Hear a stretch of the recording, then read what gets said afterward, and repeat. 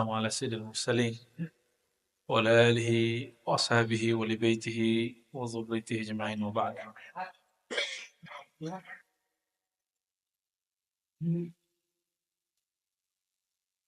Gimana? Semangat? Suara saya nggak semangat nih. Suara saya mah begini aja dari dulu. Baik, sebelumnya mari kita kondisikan hati.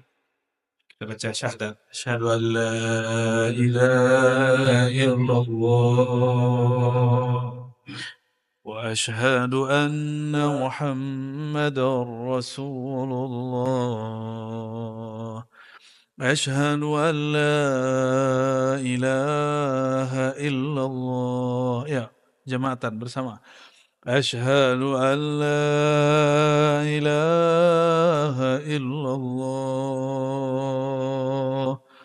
وأشهد أن محمدا رسول الله. أحدث الله أحمد روح الله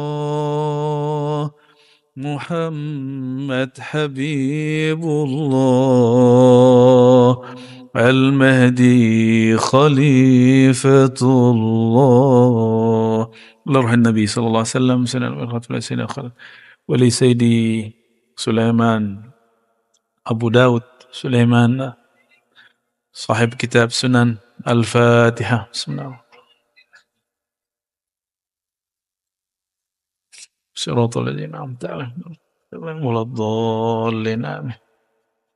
Bantu diaktifin.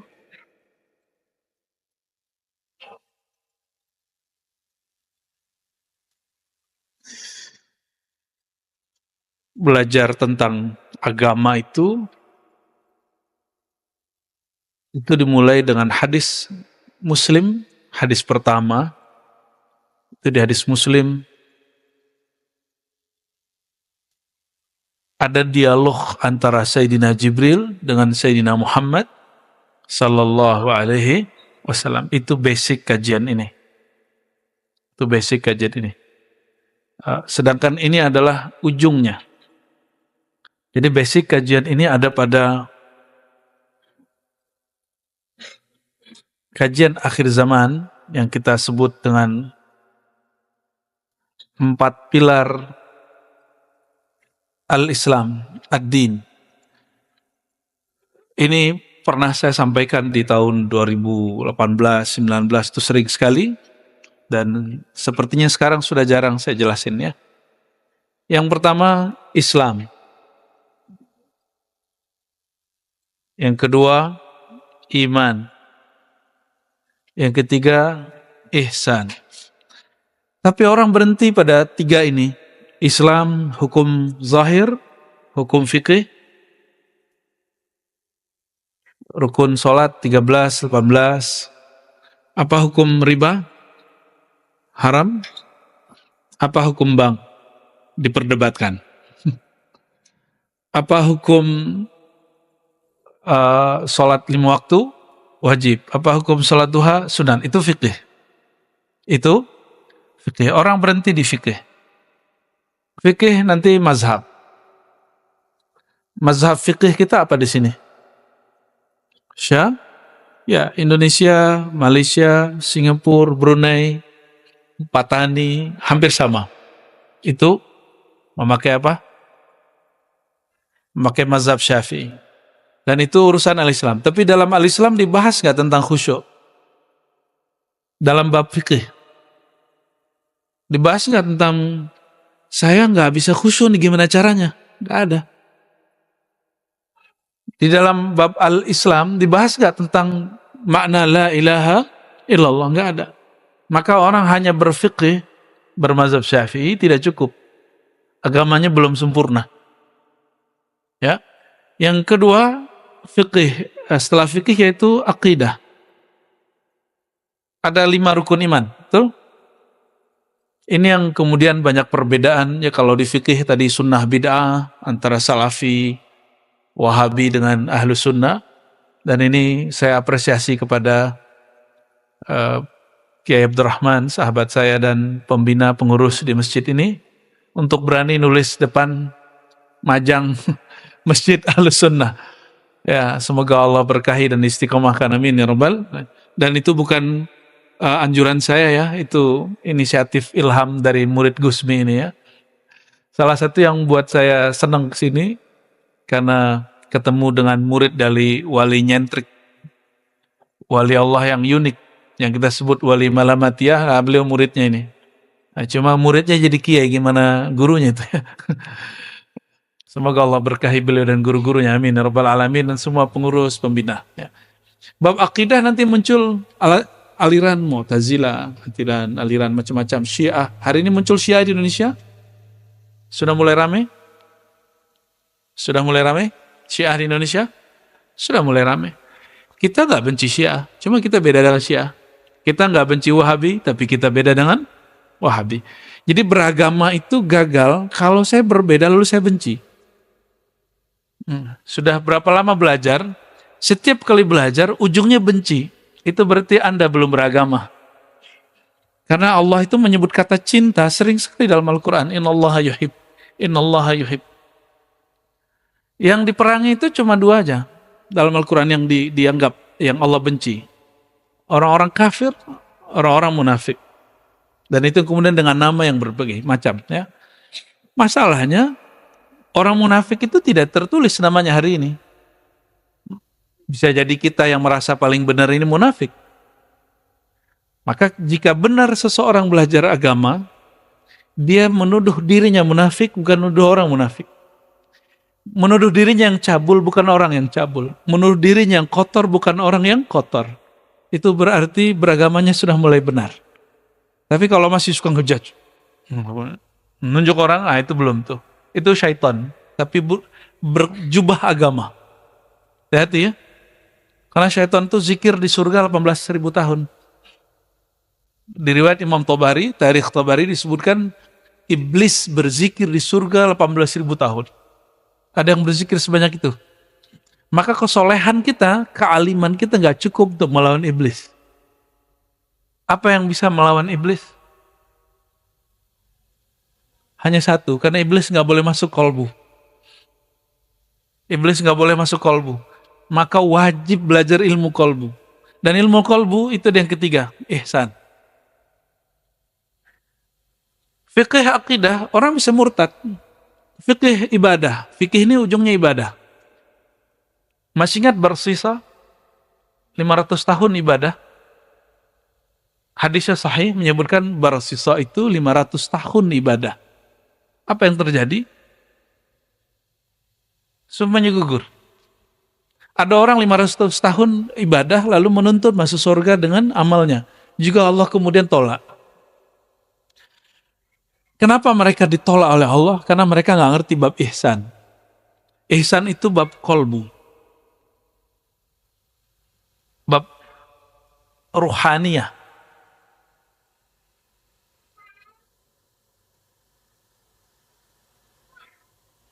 Di rukun iman ada 6. Ada nggak bab tentang Imam Mahdi?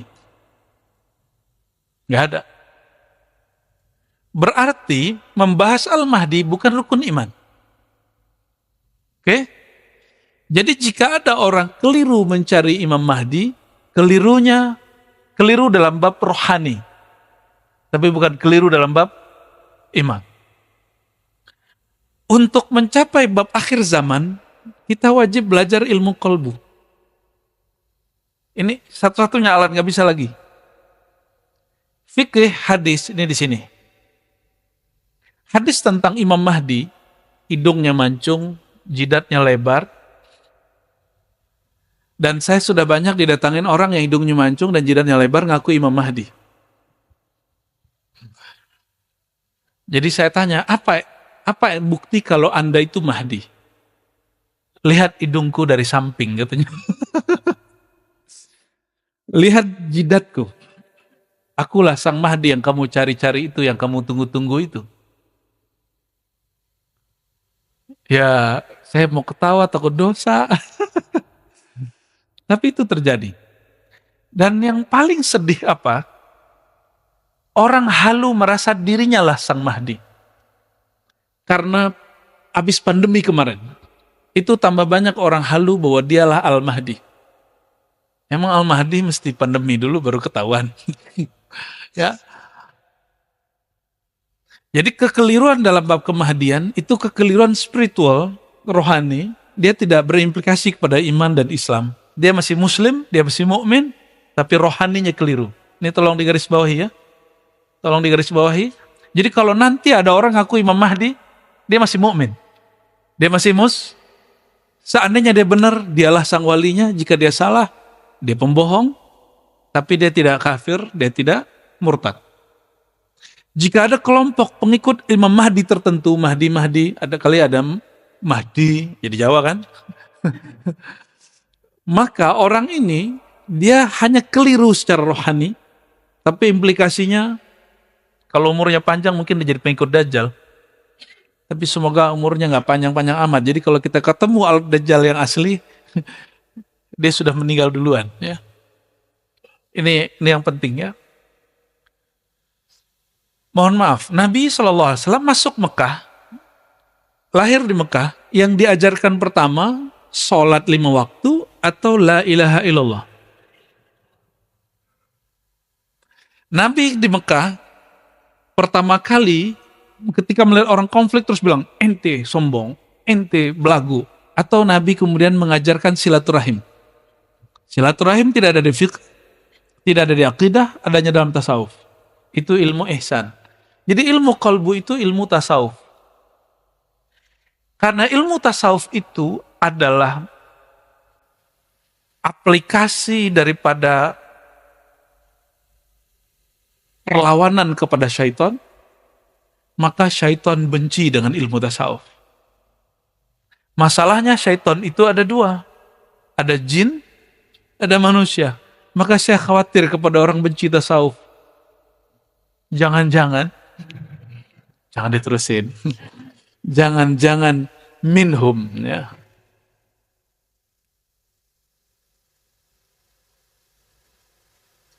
Karena tasawuf itu ilmu kolbu, sedangkan syaitan dalam kitab Awariful Ma'arif, Imam As-Surawardi mengatakan dalam satu riwayat, Iblis itu meminta kepada Allah, ya Allah izinkan aku menguasai pembuluh darah manusia, maka Allah izinkan. Ya, maka setiap tubuh kita ada pembuluh darah, setiap tubuh kita ada tensi yang berbeda-beda. Ilmu tadi pagi dari Pak Dokter, ya ternyata tensi yang ada di mata beda dengan yang telinga, beda yang di kaki, beda yang di kepala, beda yang di otak. Itu ilmu luar biasa itu. Ya, supaya nggak sembarangan minum obat tensi katanya ya. Ya, sama banyak orang belajar agama salah minum. Nah ini seharusnya dia menggetarkan yang mana, yang getar yang lain gitu.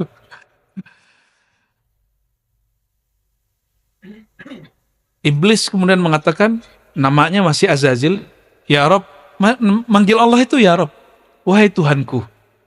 Jadi si Azazil, sang iblis itu memanggil Allah itu masih dengan panggilan wahai Tuhanku, izinkan aku untuk menguasai kolbu manusia. Disitulah Allah murka. Inilah asbabul wurud hadis qudsi. Tapi di Sahih Bukhari Muslim kalimat itu nggak muncul.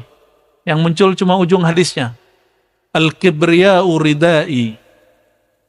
Kesombongan itu adalah selendangku. Ya. Di riwayat lain, siapa yang mencoba untuk ingin mengambil selendangku berarti dia sedang melawanku. Maksudnya apa? Yang boleh menguasai kolbu itu hanya aku. Maka orang yang ingin menguasai kolbu, dia sedang menentang Allah Subhanahu wa taala. Ini perhatikan. Mursyid tidak menguasai kolbu dirinya, bahkan kolbu dirinya dia nggak kuasai, apalagi kolbu murid. Dia hanya diberi pengetahuan tentang penyakit kolbu dan cara mengobatinya. Guru nggak bisa nguasain kolbu, ini perhatikan ya. Dokter bisa nguasain penyakit nggak? Pak dokter berdua? Gimana Pak dokter? Bisa menguasai penyakit? Betapa banyak dokter sakit. Kalau dokter sakit, kita gimana cara ngobatinnya? Maksudnya apa? Para mursyid ini kadang-kadang murid terlalu mendewakan guru. Akhirnya dia mengira guru itu menguasai kolbu. Tidak. Guru hanya menguasai ilmu kolbu. Ilmu mengobati kolbu. Paham di situ ya? Jadi guru tidak pernah menguasai kolbu manusia. Karena yang boleh menguasai kolbu hanyalah Allah. Dan kalau ada seorang mursyid ngaku menguasai kolbu manusia, fahuwa syaitanun bijubbati syekh. Bijubbati syekh al-mursyid. Kalau ada seseorang mengaku dapat menguasai kolbu manusia, maka dia syaitan, iblis, ya, yang berjubah syekh. Nauzubillah min, nggak ada yang sanggup, nggak ada yang sanggup. Hatta Nabi Muhammad SAW tidak menguasai kolbunya. Beliau mengatakan, hadza fima amlik wa la tahkumni fima la amlik. Ya Allah, jangan hukumi aku terhadap hal yang aku tidak kuasai. Ini perhatikan, maka wajib belajar ilmu tasawuf. Ini kaedah-kaedahnya seperti itu. Dalam hadis qudsi disebutkan, qulubu bani Adam biyadir rahman, baina isba'in min asabi'ir rahman. Kolbu manusia di antara jemari-jemari Tuhan yang Maha Pengasih. Jangan bayangkan Allah itu benda, karena Allah bukan benda, maka disebut jemari, itu bukan berarti jemari ini. Tapi Allah menyebutnya jemari-jemari Sang Maha Pengasih. Berarti kolbu itu hanya dapat disentuh, digerakkan oleh rahmah, kasih sayang. Ya, semoga daurah itu berarti pelatihan, training, pengajian, ya. Semoga Allah berkahi dengan rahmat Allah SWT. Semoga dari awal sampai akhir kita berdaurah dengan hati, ya. Dan Allah memandang hati kita dengan rahmatnya, dan mengucurkan rahmat dari awal kita mulai sampai selesai, bahkan sampai kita wafat nanti. Amin ya rabbal alamin, ya. Kami dari Ribat, saya tidak sendiri. Alhamdulillah ada mu'allim-mu'allim, ya, ada guru-guru, ada tim khidmat yang luar biasa. Jadi benarlah kata Nabi SAW, alaikum bil jamaah. Hendaklah kalian berjamaah. Jadi nggak ada superman, superhero, nggak ada. Yang ada cuma jamaah hero. Ya, jamaah man atau jamaah woman. Jadi hanya super itu dalam berjamaah, tidak ada orang super dalam, ya, nggak mungkin, itu mustahil. Ya, barakallahu lakum jami'an. Ya, itu juga ilmu kolbu, ya. Bagian dari ilmu kolbu. Oke, yang keempat, ini yang muqaddimah masuk ke Imam Mahdi. Pertanyaan Sayyidina Jibril kepada Sayyidina Muhammad SAW apa? Apa pertanyaannya? Setelah Islam, iman, ihsan. Ya Rasulullah, apa itu Islam? Dijawab rukun Islam. Ya Rasulullah, apa itu iman? Dijawab rukun iman. Ya Rasulullah, apa itu ihsan? Dijawab dengan ilmu tasawuf. Dan yang keempat, ini yang paling penting. Ya Rasulullah, matas sa'ah. Kapan the time? Kapan si waktu itu terjadi? Sang waktu itu Allah, bahasa Arabnya ad-dahru. Nyampe di bahasa Sunda sama Jawa, dahar jadi makan. Waktu makan. Cocok logi yang cocok. Allah menyebut dirinya anad-dahru, akulah sang maha waktu. Sedangkan si waktu itu kiamat. Dan bahasa Arab sa'ah itu artinya waktu yang panjang. Apa pertanyaan Sayyidina Jibril alaihissalam? Mata sa'ah, hadis sahih Muslim kedua. Hadis pertama dan kedua ketiga. Ya, bab pertama di Kitabul Iman, hadisnya itu. Kapan terjadi kiamat, wahai Rasulullah? Apa jawaban Nabi Muhammad SAW? Nah, ini perhatikan. Mal mas'ul anha bi'a'lam minas sa'il. Ini jadi kaidah kita. Tidaklah yang ditanya lebih tahu daripada yang bertanya. Selevel Nabi Muhammad SAW, masalah si waktu itu bagi dia misteri. Apalagi bagi kita. Maka kalau ada orang mengukur umat, mengukur kiamat kapan, dia sudah melewati Sayyidina Muhammad SAW, sudah melewati Sayyidina Jibril. Ini sudah dua kaidah. Tadi kaidah qalbu, sekarang kaidah yang ketiga. Kedua, apa itu? Tauqit akhir zaman, tauqitus sa'ah laisa min manhaj an-nabawiyah.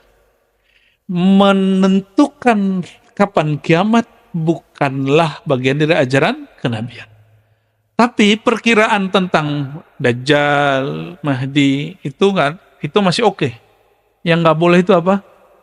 Kapan si waktu bernama kiamat terjadi, itu nggak boleh. Paham ya di situ? Kalau mengenai waktu lahirnya pembaharu, itu Nabi sendiri yang mengajarkan, sallallahu alaihi wasallam. Apa kata beliau?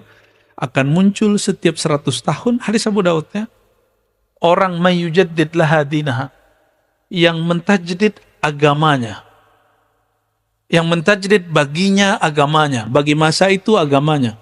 Apa maksudnya? Agamanya nggak diubah, tapi kondisi yang berkaitan dengan si agama itu diubah. Ya, dulu nggak ada orang pengajian beginian kan? Bid'ah nggak? Rasulullah SAW nggak pernah ngaji pakai tape, nggak ada. Ya. Maka pertanyaan keempat ini menjadi pilar keempat dalam agama, yaitu akhir zaman.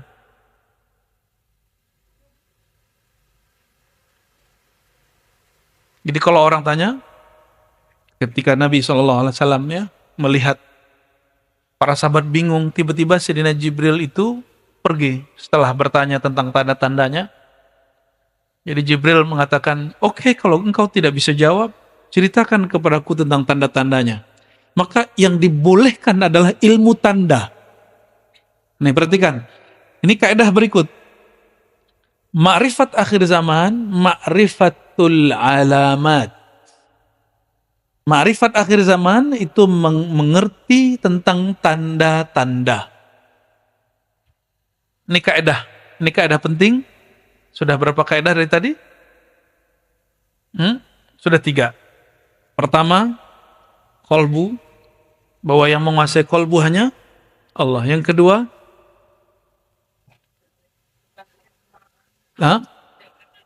tidak ada dalil yang memperkenan kita menentukan kiamat. Yang ada adalah yang ketiga, hanya boleh mengetahui tanda-tanda. Paham di situ ya?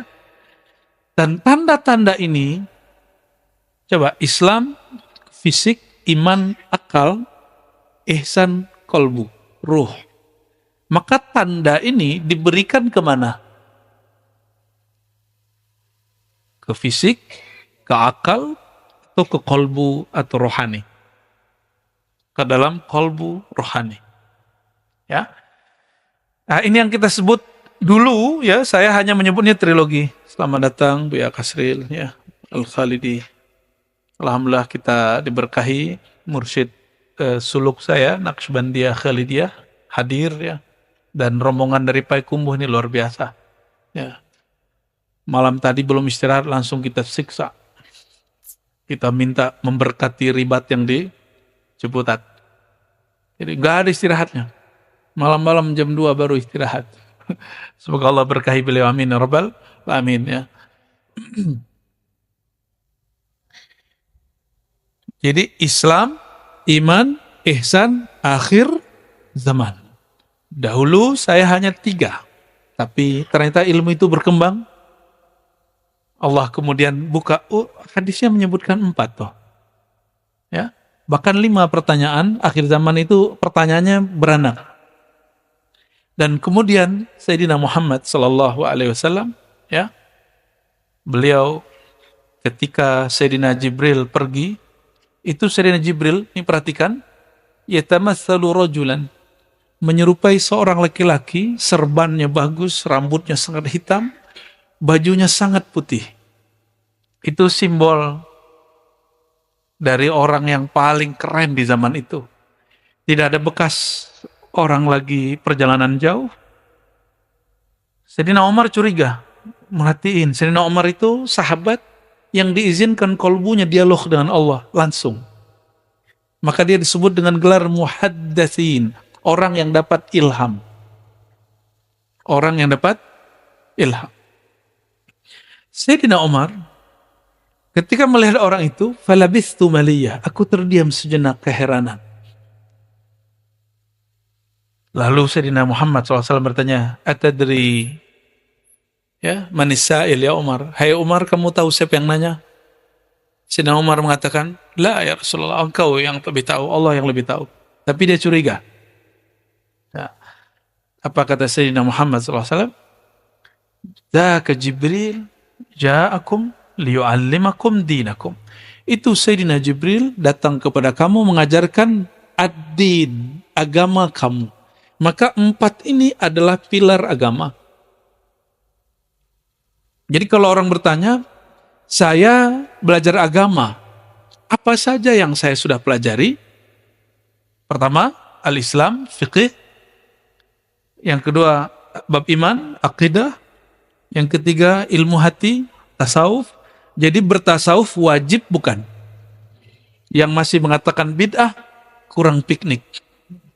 Itu hadis nomor pertama di Kitabul Iman. Bab pertama dalam bab Al-Iman, Sahih Muslim. Emang dia nggak baca Sahih Muslim? Ya. Oh, ada orang tasawuf nggak sholat, itu bukan tasawuf bro, itu kebatinan. Ya. Ada orang kemudian kalau bertasawuf dia kemudian suka khurafat. Lah itu ahli khurafat bukan tasawuf, itu nggak tahu tasawuf. Ya. Seumur-umur saya ketemu Abu Ya Kasril itu nggak pernah ngomong khurafat. Ya, beliau bicara apa yang beliau rasakan. Bukan bicara apa yang di khuraf. Khuraf itu dongeng. Dongeng yang dibuat-buat. Terus akhir zaman, perhatikan. Akhir zaman itu karena memahami tanda-tanda, maka di Quran ada kalimat kul siru fil ard. Katakanlah hai Muhammad, berjalanlah, bergeraklah di muka bumi.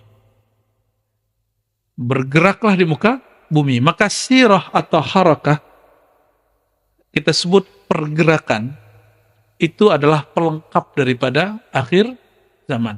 Nah, pelengkap akhir zaman ini yang bernama pergerakan, itu ada 3 jenis.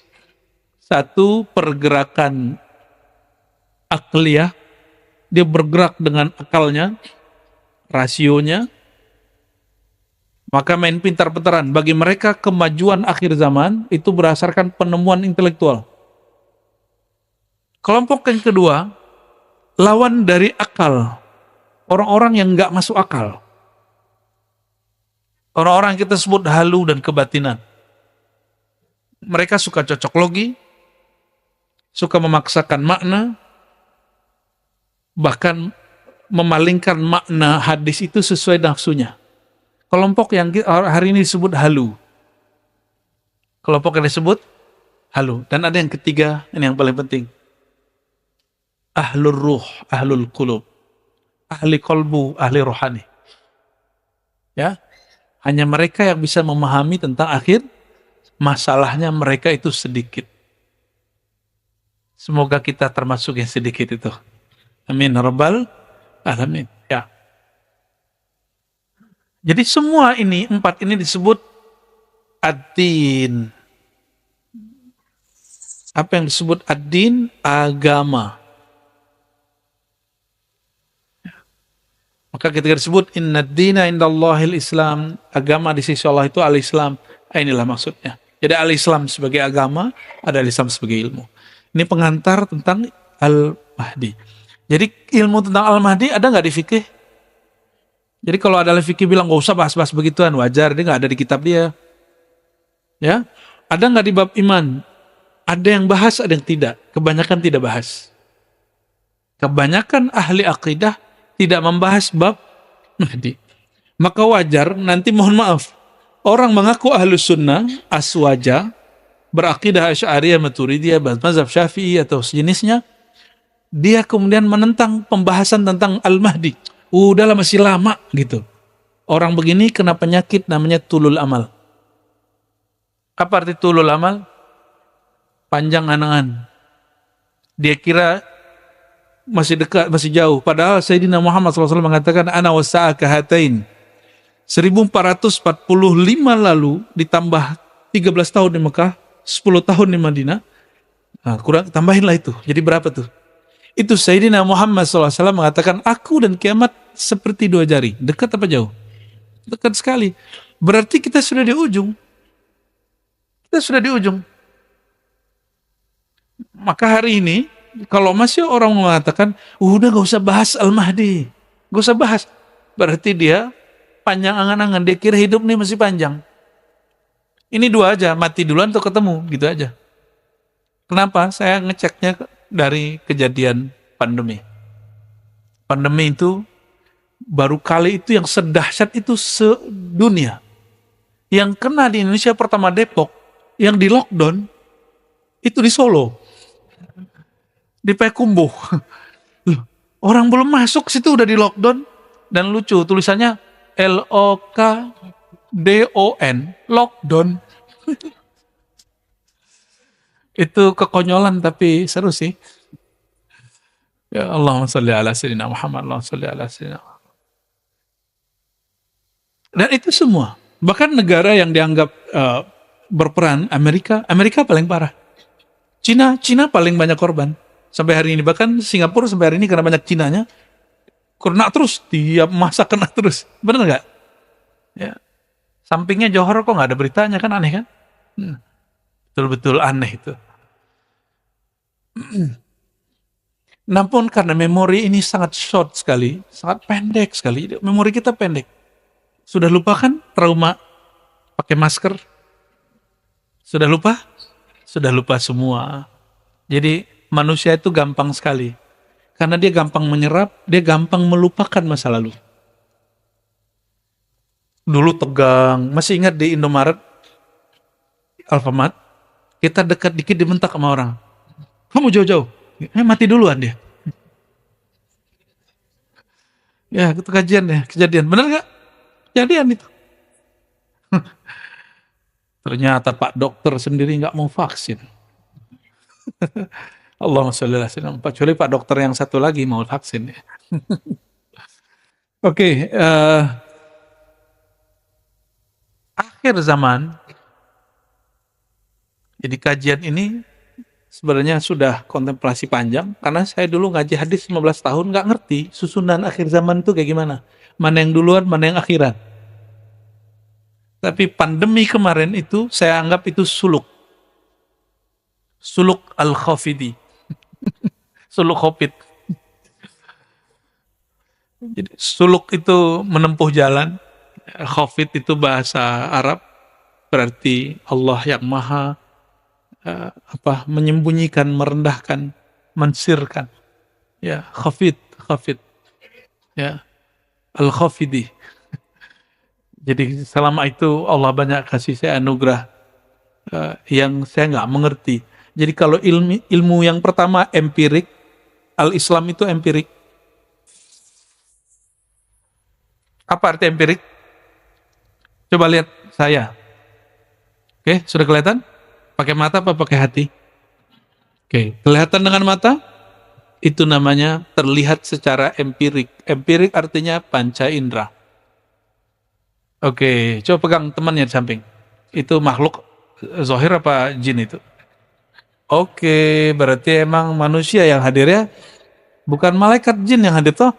Tapi tenang, mereka juga ada yang hadir sebagian. Ya. Cuma karena pakai registrasi dia bingung mau masuk dari mana tuh. Ya masuk aja mereka itu ya, masuk ya. Oke, itu namanya pengetahuan empirik. Apa pengetahuan? Pengetahuan secara fisik. Ini ringkasan S1, S2, S3 ini. Ada bab tentang angka benar salah.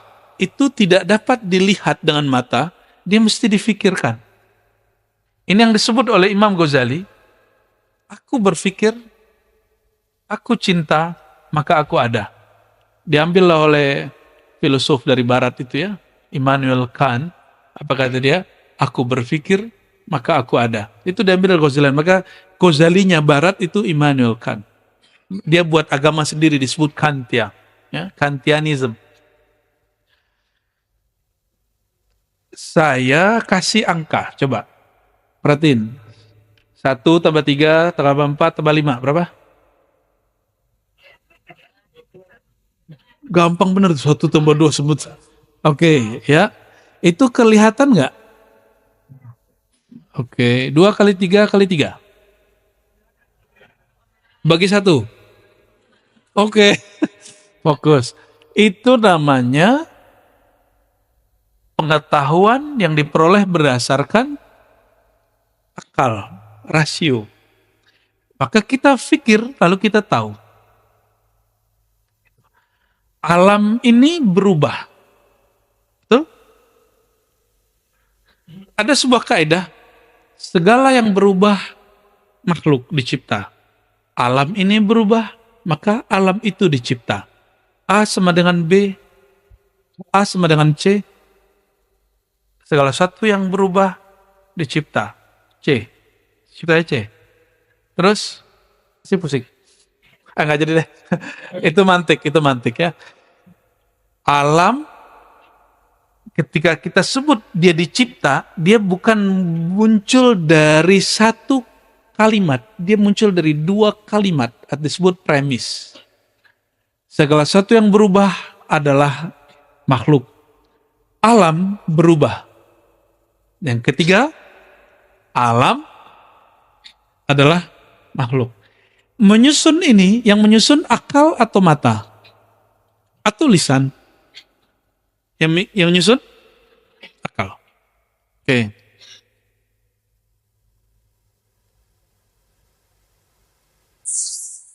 Gimana dengan hukum riba?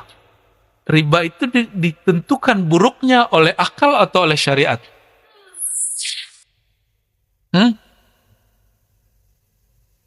Riba itu ditentukan haramnya oleh syariat atau oleh akal?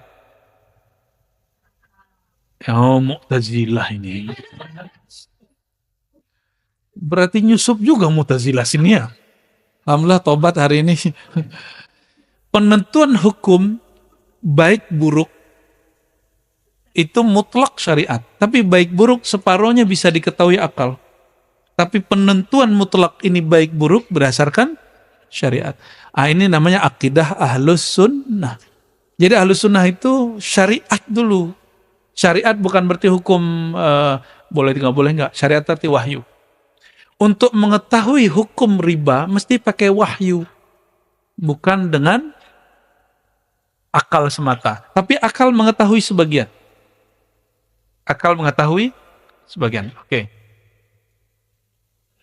Mengetahui sesuatu setelah berpikir disebut dengan ma'rifat aqliyah. Atau bahasa kitanya pengetahuan rasional. Pengetahuan berdasarkan akal, rasio. Tidak semua yang masuk akal itu cara menjelaskannya sesuai dengan akal. Ya, banyak hal yang masuk akal, tapi penjelasannya nggak masuk akal. Penjelasannya kadang halu, kadang keliru, itu sering terjadi. Nauzubillah min dzalik. Oke, kita tinggalkan akal. Dalam ilmu akal, apakah ada pembahasan tentang Imam Mahdi? Maka orang-orang cerdas, intelek, filosof tidak akan sanggup bicara Mahdi. Paling dia, ente terpengaruh agama-agama kuno. Yang nggak ada tuh Mahdi-Mahdian, nggak ada. Jadi kalau orang intelektual, pasti dia menolak kajian tentang Al-Mahdi. Ini kita buka-bukaan. Ya, kita bukaan. Menentukan tadi hukum riba pakai apa? Wahyu. Sahibul wahyu, memegang wahyu siapa? Nabi Muhammad SAW. Bab kemahdian yang mengabarkan siapa? Yang mengabarkan kemahdian siapa? Sang pemegang wahyu, Nabi Muhammad SAW. Oleh karena itu, membicarakan tentang kemahdian akhir zaman bukan berdasarkan tebak-tebakan mata, bukan tebak-tebakan akal, tapi dia berdasarkan wahyu yang diturunkan kepada Nabi Muhammad SAW dan pemahamannya disimpan dalam ilham yang diturunkan kepada para ulama ahlullah. Ya, kalau hukum zahir disimpan dalam qalbu ahli fikih, mufti-mufti yang mengeluarkan fatwa di MUI, di Bahsul Masail NU, Tarjih Muhammadiyah, mereka mengatakan ini halal, ini haram. Disimpan hukum zahir. Tapi hukum ini hukum rohani. Yang menyimpan hanya ahli rohani. Jadi kalau bertanya bab kemahdian, jangan tanya ke ahli fikih, nggak nyambung. Jangan tanya ke filosof nggak nyambung. Tanyalah kepada ahli rohani, karena rohani Nabi SAW yang menerima wahyu. Nah, pemahaman tentang kemahdian hanya dapat diterima, dibahas dengan rohani. Nah, ini perbedaan kajian akhir zaman ribat dengan di luar ribat. Nah, ini kita sebut ini manhaj kami. Manhaj artinya sistem berpikir yang kami bangun. Ya, tolong diperhatikan. Ribat membicarakan akhir zaman. Ambil hadis Nabi SAW, karena hadis itu empirik tapi isinya wahyu. Lalu kita pelajari itu dengan kolbu dan ruhani. Kepada ahli kolbu dan ahli ruhani. Barulah kemudian muncul makna. Sebagaimana kitab fikih, hukum tentang sholat, rukun sholat, wajib, tidak wajib, sunnah, bid'ah, tersimpan ilmunya di kolbu ahli fikih, maka ini tersimpan ilmunya di ahli kolbu. Masalahnya, tadi ada bab ihsan ya. Bab ihsan tentang kolbu dan ruh. Ini dua ya. Kolbu dan ruh beda. Perhatikan, kolbu dan ruh beda. Kolbu itu sentral manusia. Ruh itu sumber sebelum kolbu itu adalah ruh. Ditiupkan ruh ke dalam diri, maka Allah ciptakan satu alat dalam diri kita namanya kolbu. Gitu. Maka ruh itu kolbunya kolbu. Intinya kolbu adalah ruh. Tapi ruh bukan kolbu. Ruh lebih dalam, lebih luas daripada kolbu. Jika orang belajar tasawuf mentok dalam bab kolbu, dia nggak akan bisa bicara tentang kemahdian. Dia nggak akan mampu bicara tentang akhir zaman. Tapi jika dia diizinkan Allah rohaninya diperjalankan set ke depan. Diperjalankan ke belakang. Ini yang dikatakan oleh Imam Hakim At-Tirmizi, kekasih-kekasih Allah itu diberikan ilmu bad'i, ilmu masa lalu, rohaninya diperjalankan ke masa lalu. Kadang diperjalankan ke masa depan, ilmu maqadir masa depan. Mereka lah yang bisa cerita, oh hadis ini cara memahaminya begini. Kenapa? Karena ada satu kaidah, ini kaidah yang sudah sepakat semua ahli tasawuf, ahli ihsan. Man lam yadhuq lam ya'rif. Siapa yang tidak pernah mengalami, merasakan, mencicipi, dia tidak akan pernah memahami. Nabi SAW, nih perhatikan, Nabi itu lagi sholat, itu diperjalankan ke masa lalu, diperjalankan ke masa depan. Lagi zikir, tiba-tiba beliau hilang secara batin, fisiknya masih di antara sahabat, rohaninya tiba-tiba diperjalankan. Oke, Nabi mewarisi hukum fikih kepada ahli fikih. Mewarisi hukum akidah kepada ahli akidah. Terus ihsan diwariskan kepada para ahli tasawuf, para mursyid. Maka mursyid-mursyid dia dipertemukan rohani yang orang-orang yang meninggal terdahulu, karena orang-orang terdahulu tidak pernah meninggal. Mereka hanya pindah alam, hanya pindah dimensi, tapi dengan cara yang ketat. Itu yang disebut ilmu thariqah. Jadi thariqat itu mengunci halu. Orang tidak berthariqat pasti halu. Ini perhatikan ya. Jadi kenapa muncul halu? Karena dia mencampur adukan thariqat dengan khayalan dia. Nah, dia nggak bisa bedain ini syaitan apa malaikat ya. Ini syaitan apa halu, ini apa keinginan dia, apa keinginan Allah. Ya kan muncul fenomena orang bisa menundukkan hujan. Loh yang menunjukkan hujan Allah. Kita diberi hadiah oleh Allah ditundukkan langit dan bumi. Bukan kita yang menundukkan langit dan bumi. Huwallazi khalaqalakum ma fil ardi jami'a. Allah lah yang menjadikan, menciptakan, menundukkan yang di muka bumi semuanya. Bukan kita yang menundukkannya. Yang menundukkan siapa? Allah Subhanahu wa ta'ala. Jadi, sahabat-sahabat semua, mengenal bab kemahdian, itu nggak cukup pakai ilmu thariqah. Nggak cukup dengan wirid. Oleh karenanya, antum bertanya ke beberapa ahli thariqah, dia nggak akan sanggup menjelaskan bab kemahdian. Karena dia mentok di kolbu, di angka-angka zikir. 70.000 kali 7, la ilaha illallah kali 7, gitu-gitu aja. Ya, tapi jika dia perjalankan ke ruh, pasti dia diberi isyarat walaupun sedikit. Tergantung jatah dia. Allah itu memberi rezeki itu dua. Ada rezeki zahir, ada rezeki batin. Ini bagian dari rezeki batin. Mungkin bapak saudara ada yang diberikan rezeki zahir yang berlimpah dan suka berbagi. Dan ada juga orang yang diberikan rohani, kolbu berlimpah, maka dia berbagi rohani. Itu sama. Ini kaya. Hanya beda kekayaan. Ya, ini kekayaan rohani, ini kekayaan jasmani, dan mereka saling memerlukan, saling menguatkan. Itulah baginda Nabi Muhammad SAW dengan para sahabat. Ya.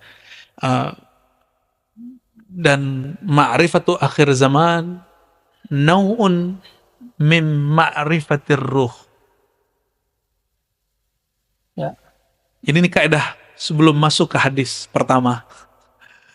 Mengenal ilmu akhir zaman adalah salah satu bagian dari ilmu mengenal tentang seluk-beluk ar-ruh. Masih ingat ada ayat? Yas'alunaka 'anir ruh. Ya, mereka bertanya kepada engkau tentang ar-ruh. Katakanlah ruh itu amri Rabbi. Ada namanya amri? Amri Rabbi. Amri, urusan Rabb Allah. Boleh juga disebut amrullah. Perhatikan ada hadis Bukhari. La tazalu ta'ifatun min ummati. Senantiasalah ada sekelompok kecil dari umatku, gak banyak. Zahirina alal haq, mereka saling tolong menolong dalam al-haq. Semoga kita bagian dari itu, amin. Hatta ya'tiya amrullah, sampai datang amrullah. Amrullah bagi ahli fikih, ahli hadis, ahli akidah, itu kiamat. Tapi indi amrullah wal mahdi. Ya, amrullah itu siapa? Al-Mahdi. Karena amrullah itu artinya rahasia Allah. Dan yang Allah rahasiakan sekarang adalah Sayyidina Al-Mahdi. Itu hadisnya jelas. Sahih Bukhari dan Muslim, Abu Daud, Tirmizi, hadisnya lengkap. Nah, oleh karena itu, amrullah itu babnya sebutan tentang ilmu ruh, maka Sayyidina Al-Mahdi a'lamun nas birruh. Ini sudah mulai dibuka. Ciri pertama Imam Mahdi. Ya, ini diloncat sedikit ke ujung supaya saya nggak lupa nanti. Orang yang paling mengenal tentang amrullah, amrul Rabbi, yaitu ma'rifatur ruh, adalah Nabi Muhammad SAW. Lalu setelahnya adalah Al-Imam Al-Mahdi. Nah, dengan begini baru kita masuk, ini landasan untuk mengenal tentang hadis Al-Mahdi. Dan perlu digarisbawahi saudara-saudariku, sebutan Al-Mahdi itu ada sebutannya Al-Mahdi Al-Mubasyar, Al-Mahdi Al-Muntazar. Apa sebutannya? Al-Mahdi menyebut Al-Mahdi Al-Muntazar itu disebut oleh ulama Ahlu Sunnah dan juga disebut oleh ulama Syiah. Disebut oleh ulama Ahlu Sunnah dan juga disebut oleh ulama Syiah. Apa arti muntazar? Mahdi muntazar, apa artinya? Imam Mahdi yang ditunggu-tunggu. Dan dua-duanya ada dalam literatur Ahlus Sunnah, ada dalam kelompok Syiah. Maksud saya sederhana, jadi ada yang nggak faham, lalu mengatakan menyebut Al-Muntazar berarti ente Syiah. Jadi ada yang berhenti kajian akhir zaman, itu cuma karena si Ustadz menyebut kata Al-Mahdi Al-Muntazar. Ini coba cek. Kata Al-Muntazar itu muncul dalam Imam Ahlus Sunnah di Mesir, tapi berasal dari Maroko, yaitu Sidi Abdullah Al-Ghumari, waktu beliau masih di Mesir. Sidi Abdullah Al-Ghumari adalah hafiz terakhir hadis Nabi SAW. Orang terakhir yang paling banyak hafalan hadisnya di dunia. Dan beliau punya kitab tentang Al-Mahdi Al-Muntazar. Dan beliau Imam Ahlus Sunnah. Gitu. Tapi kita beda dengan orang Syiah. Syiah itu Mahdi, imam yang ke-12, keturunan Rasulullah SAW yang ke-12, kita enggak. Yang kita maksud Mahdi Muntazar, itu yang akan kita bahas pada sore ini ya. Sebelumnya kita baca lagi suratul Fatihah untuk Imam Abu Daud dan guru-guru kita yang menjazahkan saya kitab ini, Abuya Syekh Sya'rani Al-Martapuri Al-Makki ya, dan beberapa guru-guru yang lain yang masih hidup, dari Syekh Yasin, dari Umar Hamdan, dari sanadnya yang bersambung kepada Imam Al-Hafiz Abu Daud As-Sijistani. Al-Fatihah. A'udzubillahi minasyaitonir rajim.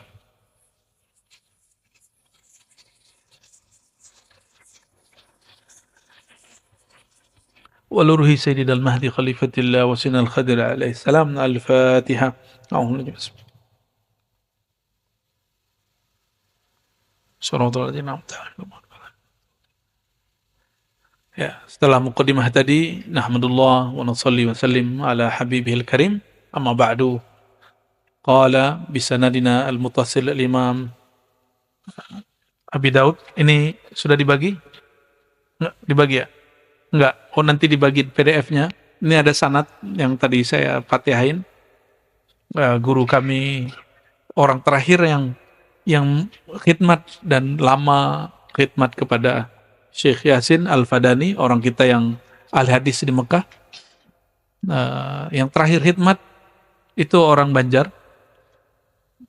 lama di Mekah.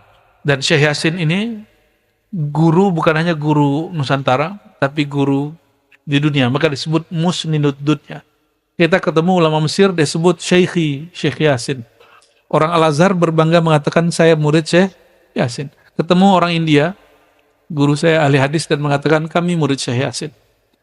Ketemu juga orang Maroko, dia mengatakan oh Syekhuna Syekh Yasin. Yang lucunya di Mesir, teman saya di Al-Azhar itu kasih tahu dosennya, kampungnya Syekh Yasin dekat kampung saya. Kata enti tolol katanya. Ya, mana ada kampung enti namanya Padang katanya. Lah, saya anak Fadani Syekh. Akhirnya ya maklum, orang Mesir kan nggak semua juga alim geografi. Dia nggak tahu kalau Syekh Yasin itu orang Sumatera Barat. Ya, tapi alhamdulillah ya, kita bersyukur. Dan paling unik, saya mengenal nama Syekh Yasin Al-Fadani bukan dari orang Sumatera Barat. Saya mengenalnya dari orang Arab dan orang Jawa, Madura, Banjar, Betawi, Palembang, India. Jadi kenalnya bukan dari orang kampung saya. Kenalnya dari mereka. Dan salah satu sanad kitab yang kita riwayatkan adalah kitab Sunan Abi Daud. Ini kitab 4 tahun kami pelajari di Ma'had ya. Dan ada 9 hadis yang pendek, tapi memuat tentang kisi-kisi Imam Mahdi. Inilah dia ya. Sama halamannya di situ? Sama ya? Bismillahirrahmanirrahim. Sanadina al-muttasil al-Imam Abi Daud qala haddatsana qala Kitabul Mahdi, kitab Al-Mahdi. Apa arti Al-Mahdi? Apa makna Al-Mahdi?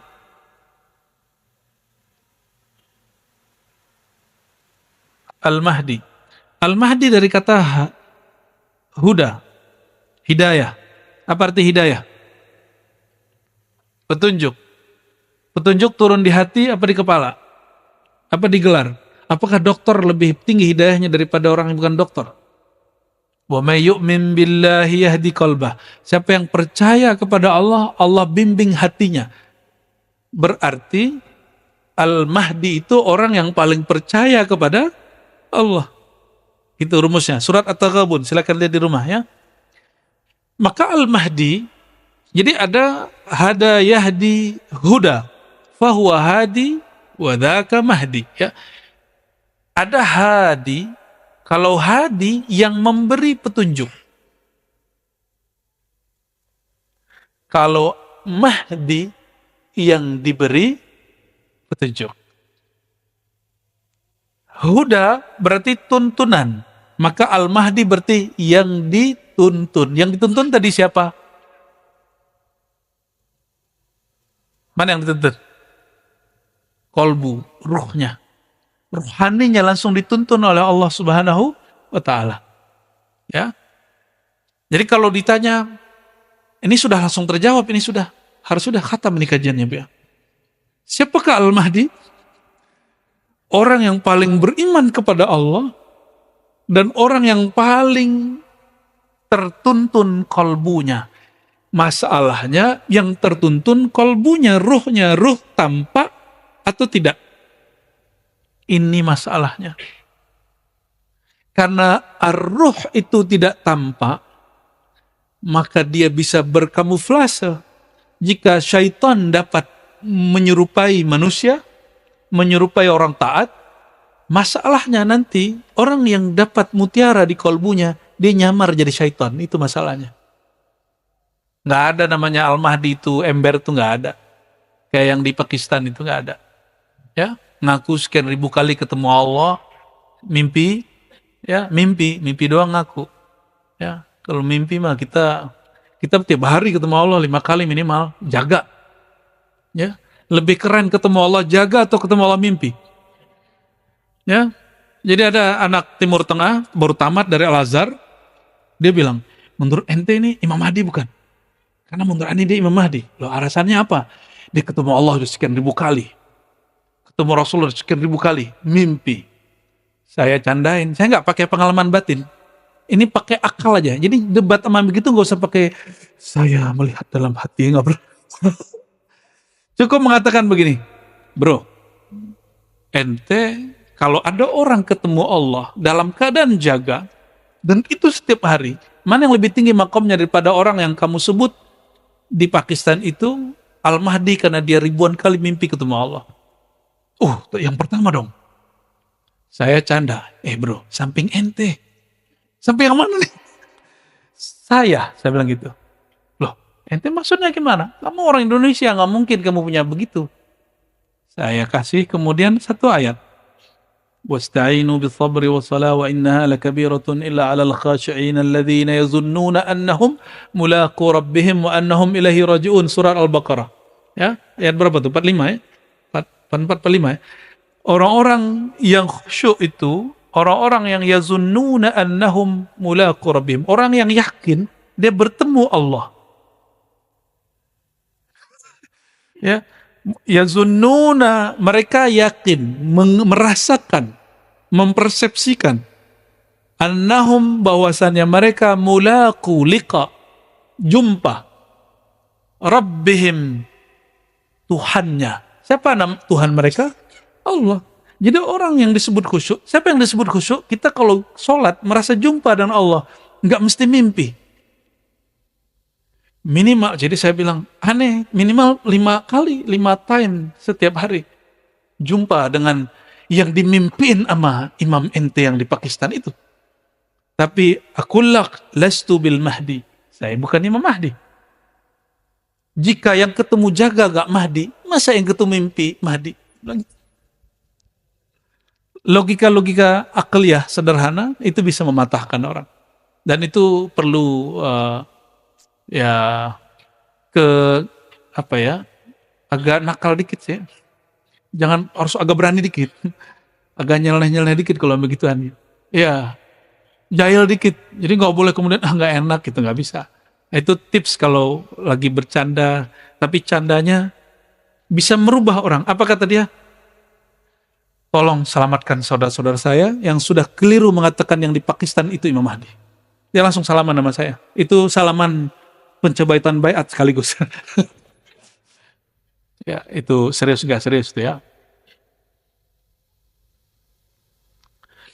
Jadi siapa Al-Mahdi? Orang yang dituntun ruhaninya, kolbunya oleh Allah Subhanahu wa ta'ala. Oleh karenanya, ahli hadis mentok pada riwayat yang 9 ini, lalu dikumpulkan oleh Imam Suyuti menjadi beberapa puluh dalam risalah tentang Imam Al-Mahdi. Makanya di daurah hadis ini, yang kajian hadis benar-benar cuma yang ini. Selebihnya adalah pelengkap kajian syarah Mahdi. Karena mensyarah Al-Mahdi itu mirip dengan cara memahami Sayyidina Musa mesti melalui Nabi Khidir. Oleh karena itu nanti ada satu bagian khusus di sini tentang Sayyidi Al-Khadir, mengetahui tentang hakikat Nabi Khidir ya, di modul yang keberapa ini? Ya, di sini ada tentang Nabi Khidir ya. Jadi ini bukan kita lagi ngapa-ngapain, tapi kadang hadis nggak usah banyak-banyak, tapi instrumen penjelasnya harus banyak. Dan aqul lakum ya, saya sampaikan, untuk memahami sir Al-Mahdi mesti belajar ilmunya Nabi Khidir. Ilmu yang Nabi Allah Khidir dulu sharing kepada Sayyidina Musa. Ya, nanti saya jelaskan ya sampai di mana nanti. Tentang Nabi Allah Khidir nanti yang akan membahas pakar-pakarnya nanti insya Allah ya. Jadi ribat itu gurunya juga berjamaah. Kita tidak sedang membangun satu sosok karena saya bukan Imam Mahdi. Jadi kami mencoba untuk menciptakan suasana berjamaah karena Nabi Muhammad SAW mengatakan alaikum bil jamaah. Kalian wajib berjamaah. Maka guru pun gak boleh sendiri. Alhamdulillah ada beberapa buya ya. Nanti silakan nikmati dari mereka dan jangan beda-bedakan. Jangan beda-bedakan.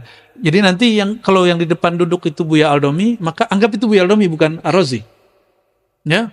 Maka terima utuh apa yang Allah berikan dari kolbunya, jangan kemudian bandingkan dengan saya atau dengan Buya Asfi atau dengan Buya Yunal.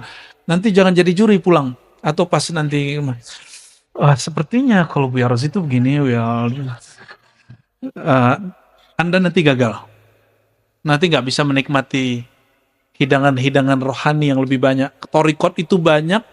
Di ribat itu, Bapak Ibu, kita mengedepankan satu manhaj namanya manhaj al-Muhammadi. Manhaj al-Muhammadi itu boleh juga disebut Torikoh al-Muhammadi.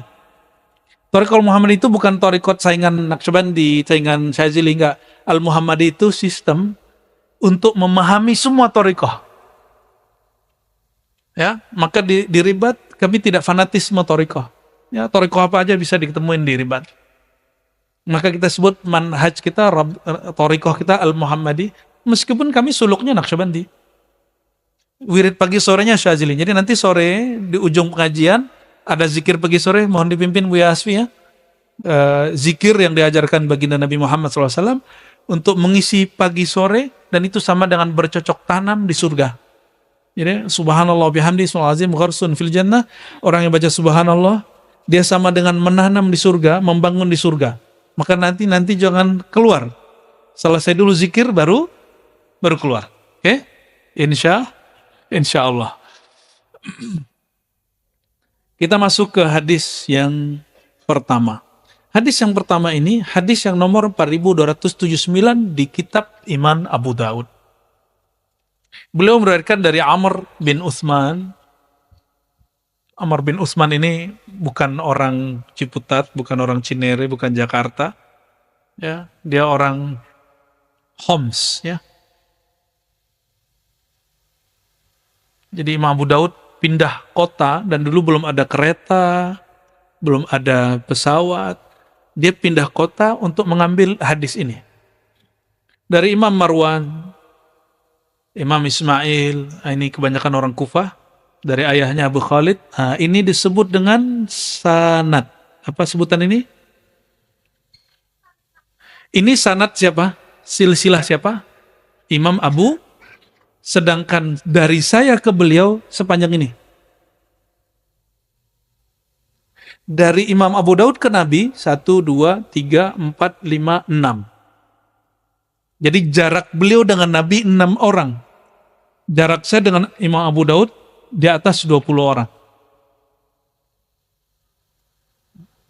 Jadi ini yang disebut sanad. Jadi ini yang dikatakan Imam Ibnu Mubarak, al-isnad minad-din, bersanad, berguru, bersilsilah bagian dari agama. Jadi kita nggak ngaku. Hari ini banyak orang buka kajian kitab Sunan Abu Daud, Sahih Bukhari, tapi dia nggak punya sanad. Kita nggak tahu dia gurunya siapa, pemahaman dia ambil dari siapa. Apakah dari kolbu pewaris Nabi, apa kolbu pewaris Musailamah Al-Kadzab? Ya, kita nggak tahu. Semuanya punya pewaris, itu. Maka wajib memperhatikan guru kita siapa, apakah silsilah ilmunya bersambung kepada Nabi Muhammad SAW. Ini bukan untuk menghibur, tapi ini menghiburan. Ya, apa kata guru kami? Kafa lil mar'i ayyakuna ismuhu tahta ismin Nabi. Cukup lagi seorang murid nama dia ditulis di bawah nama Nabi. Ya, jadi nanti ada nama Nabi, terus di bawah nama guru-guru ada nama dia. Itu yang disebut silsilah. Ya, nanti coba lihat di situs Ribat Nauraniyah, kita ada di situ menampilkan bukan gagah-gagahan, tapi sekedar orang karena banyak bertanya, jadi kami tampilkan bagan silsilah tarekat. Dan cara nulis bagan, nama Rasulullah paling tinggi, sallallahu alaihi wasallam, lalu nama kita paling bawah. Jangan dibalik. Tapi kalau nulis narasi, nama kita dulu terus baru nama Rasulullah sallallahu alaihi wasallam. Dan cukup seseorang dapat syafaat jika nama dia terhubung dengan nama baginda Nabi Muhammad sallallahu alaihi wasallam, ya.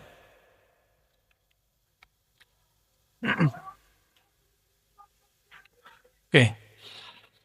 Qala sami'tu Rasulullah sallallahu alaihi wasallam. Nah, berkata Jabir. Jadi yang mendengar Nabi bersabda Imam Abu Daud atau Jabir bin Samurah?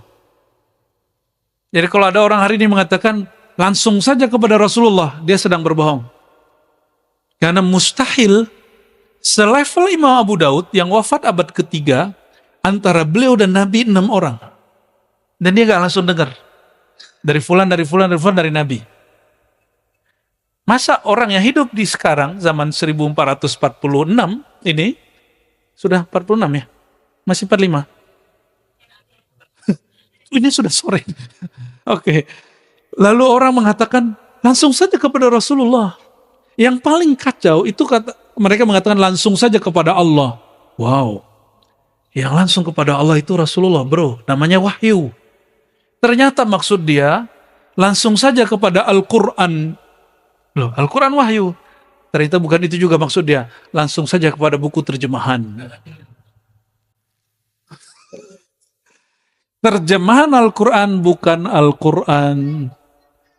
Penyimpangan, baik terorisme, ekstremisme, kebanyakan muncul dari orang belajar dari terjemahan. Ya, kebanyakan. Kita juga mendidik santri-santri yang terlibat ideologi-ideologi begitu. Dan hasil pengamatan saya, Masya Allah, akal mereka terdoktrin terjemahan ini adalah wahyu Allah. Padahal terjemahan itu adalah terjemahan si penerjemah. Oke, Quran yang kita pegang itu bukan Quran wahyu, tapi itu Quran mushaf. Apa beda Quran wahyu dan Quran mushaf? Kalau wahyu turun ke qalbu Nabi SAW. Kalau mushaf ditulis oleh sahabat Nabi Sayyidina Utsman, maka disebut mushaf Utsmani.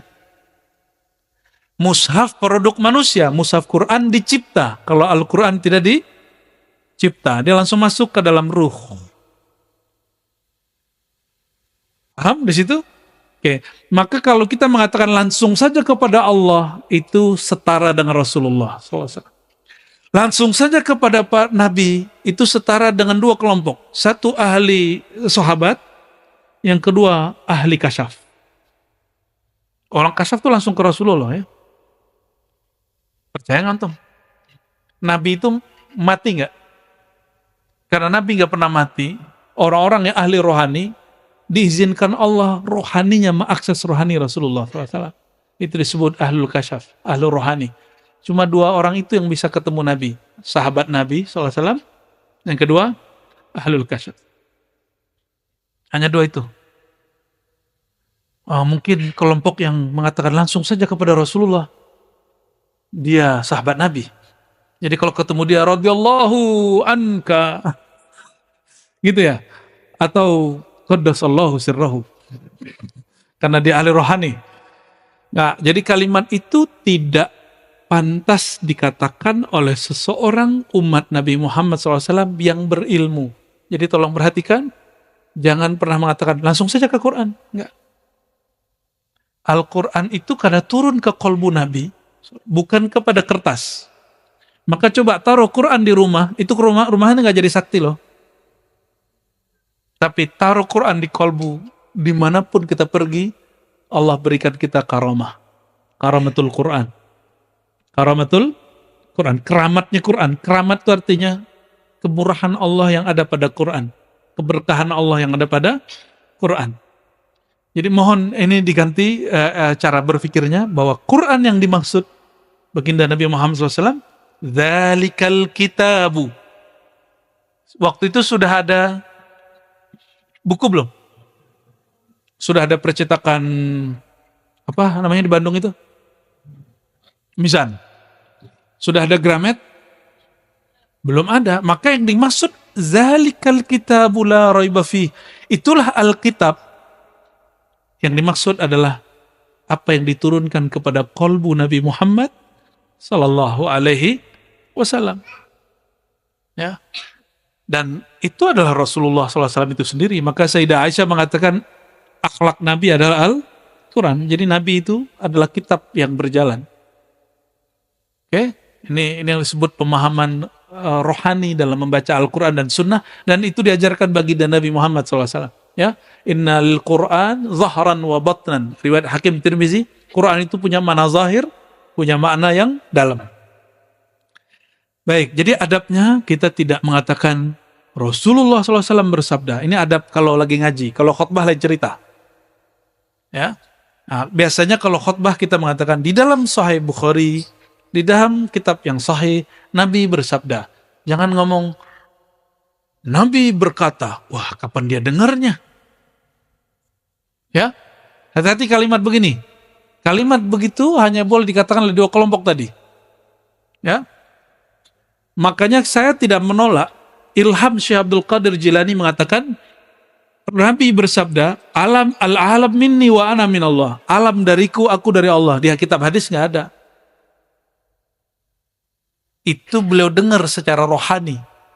Maka ini disebut ilham, setara dengan ilham. Oke. Yang berkata sami'tu, aku mendengar Rasulullah sallallahu alaihi wasallam. Rasulullah SAW yaqul bersabda. Dalam bahasa Arab, qala itu artinya digunakan untuk ungkapan yang berbeda. Kita nyebut berfirman, berkata, bersabda.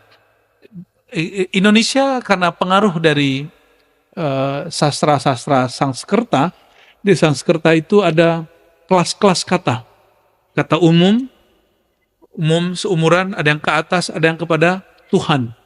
Maka itu mempengaruhi bahasa Indonesia. Orang Indonesia kalau sesama ngomong kata-kata Melayu, begitu sama. Kemudian ada yang disebut dari guru kepada murid, dauh, sabda. Atau dari Sang Maha Guru SAW disebut dari Allah disebut berfirman. Tapi sebenarnya secara ilmu bahasa tidak ada pembedaan. Berfirman, jadi boleh sebenarnya Ustadz Dawami berfirman, itu boleh. Sebenarnya tapi dalam isti'mal lughawi, jadi bahasa itu ada yang wad'i, ada yang urfi, ya, ada yang sesuai kaidah bahasanya, ada yang sesuai dengan tradisi penggunaannya. Nah, bahasa Arab juga seperti itu sebagiannya. Yaqul, berkata boleh, bersabda boleh. La yazalu, senantiasalah hadzal din, agama ini, qaiman, tegap berdiri, berjaya, hatta yakuna, sampai yakuna alaikum, ada pada kamu 12 khalifah, 12 khalifah. Apa arti khalifah? Khalifah itu pengganti orang sebelumnya. Khalifah tidak pernah diciptakan baginda Nabi Muhammad SAW. Ini perhatikan. Nabi tidak pernah menoskan, mengajarkan, buatlah sistem kekhalifahan. Gak pernah. Cek Quran, cek sunnah, gak ada. Kekhalifahan adalah ijtihad dan ijma ulama sahabat. Ya. Jadi orang yang mengatakan Nabi Muhammad SAW tidak bawa rahmat karena tidak buat kekhalifahan, itu kekeliruan dan itu adalah isa'atul adab alaihi. Itu orang yang bersikap kurang adab kepada baginda Nabi Muhammad SAW. Ya, jadi ada yang mengatakan Nabi gak bawa rahmat awal dicipta. Setelah lahir pun gak bawa rahmat. nggak ada rahmat. 40 tahun diangkat Nabi pun belum, diangkat Rasul pun belum, pas di Mekah pun belum, sampai kemudian buat kekhalifahan. Nauzubillah min dzalik. Yadullu ala jahlihi bihaqqin Nabi sallallahu alaihi wasallam. Nabi itu belum lahir sudah rahmat. Karena sudah ada nur Nabi Muhammad sallallahu alaihi wasallam yang membuat Sayyidina Adam naik pangkat. Nabi Adam itu naik pangkat salah satunya karena melihat nama Nabi Muhammad SAW. Nurnya sudah ada di aras. Dan lebih dahulu nur Nabi daripada aras. Lebih mulia nur Nabi atau aras? Lebih mulia Nabi apa aras? Lebih mulia Nabi apa Ka'bah? Ini pertanyaan ini sering kita kasih nih ya. Semoga paham. Ya, jadi kita nggak pernah nyembah Ka'bah, kita nyembah Rabbul. Kita juga nggak pernah nyembah Nabi SAW, apalagi nyembah Nabi Isa, apalagi nyembah mursyid, apalagi nyembah kuburan, nggak masuk itu. Maka tuduhan kepada sufi, mereka ubadul kubur seperti dituduhkan oleh Wahabi, itu tuduhan buhtanun azim, kebohongan yang luar biasa. Dan itu permusuhan yang mungkin sampai kiamat nggak selesai-selesai. Ya, kita nggak pernah nyembah-nyembah kecuali Allah Subhanahu wa Ta'ala. Ya, kekhalifahan, ini perhatikan, tidak pernah dibuat Nabi SAW. Itu adalah hasil kesepakatan sahabat Nabi setelah Nabi SAW wafat. Oleh karenanya, kekhalifahan tidak suci. Yang suci nubuat, kenabian. Apa yang suci? Kalau Nabi suci, tapi khalifah suci? Coba cek. Umar konflik dengan Ali. Pernah dengar? Sayyidina Abu Bakar konflik dengan Fatimah. Fatimah nggak mau sapa Sayyidina Abu Bakar sampai mati. Hadis Sahih Bukhari. Ya, Sayyidina Ali nggak mau membayar Abu Bakar karena menjaga hati Fatimah. Meninggal Sayyidah Fatimah baru dibayar Abu Bakar. Maka terjadi konflik Sayyidina Ali dengan Umar. Itu politik sahabat yang dijamin masuk surga. Apalagi politik Indonesia. Apalagi politik Amerika, ya, politik Saudi nggak ngaruh, ya, semuanya pasti syarat konflik. Maka min tabi'atis siyasah fi ayyi suratin kana khalifatan mulkan au ayyi surah fala takunu salimatan minal khilaf. Ya, tidak ada satu sistem pemerintahan, apakah itu kekhalifahan, kerajaan, monarki, demokrasi, kecuali di situ ada konflik. Pasti ada konflik. Jadi jangan putus asa. Orang-orang yang suka ngebom karena dia sudah, negeri ini udah hancur. Ya. Polisi yang benar dibunuh. Karena ada kan polisi yang dia punya menyimpan berita tentang sabu, dimatiin orang. Ya, polisi yang jahat bertahan. Orang kalau mikir begini, wah ini kita harus bunuh polisi semua nih. Ya. Makanya beberapa kali di Indonesia markas polisi dibom. Benar nggak? Ya. Itu karena pikiran dia pendek. Dia tidak paham bahwa salah satu sunnatullah pada dunia ini adalah kekacauan. Jawaban dari Ibnu Athaillah As-Sakandari. Jadi Ibnu Athaillah kemudian ditanya, kenapa dunia ini banyak masalahnya, banyak konfliknya, kita udah baik juga orang nggak baik sama kita? Apa jawaban beliau? Sesuatu tidak mengeluarkan kecuali yang menjadi sifat di dalamnya. Karena dunia itu sifatnya rusak, busuk, hancur, maka dia hanya menampilkan yang rusak. Oke, kembali ke ini. Jadi 12 kekhalifahan, 12 khalifah, sampai hari ini ulama kita nggak ada yang sepakat tentang makna siapakah 12 khalifah ini, kecuali kelompok Syiah. Bagi kelompok Syiah, 12 imam itu, yang ke-12 adalah Imam Mahdi yang masuk kepada goa lalu menghilang waktu dia masih kecil. Dan itu bukan akidah Ahlus Sun. Jadi bagi mereka, Sayyidina Hussein punya anak, Ali Zainal Abidin punya anak, Muhammad Al-Baqir, Muhammad Ja'far, terus sampai kepada Muhammad bin Askar. Askar ke-11, Muhammad bin Askar yang ke-12. Muhammad bin Askar ini menghilang waktu kecil. Cocok dengan hadis ini. Lalu apa kata mereka? Inilah imam yang kita tunggu. Kata siapa? Kelompok Syiah. Ajaran Ahlus Sunnah tidak meyakini 12 imam versi. Kenapa? Banyak dalilnya.